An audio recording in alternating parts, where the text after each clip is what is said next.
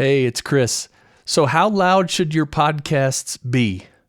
Well, you could see on the screen, I wrote a Daily Goody post about it, and you can see right here on near the bottom where it says, if your episode is a mono file, it should be minus 19 LUFS, and if it's a stereo file, it should be minus 16 LUFS.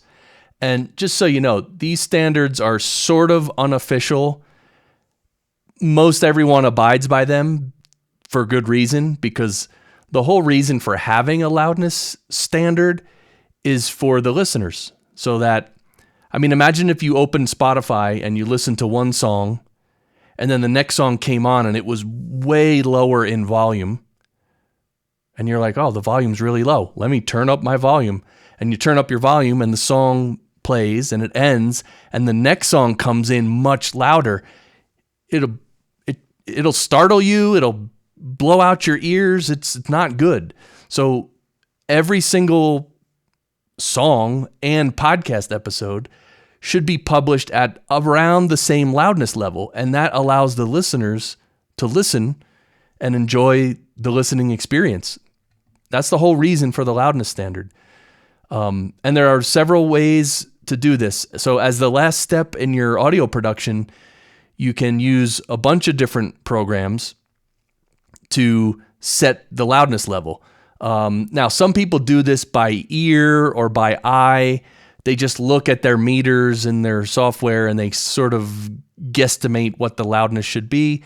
But in terms of professional production, there are ways to get it perfect.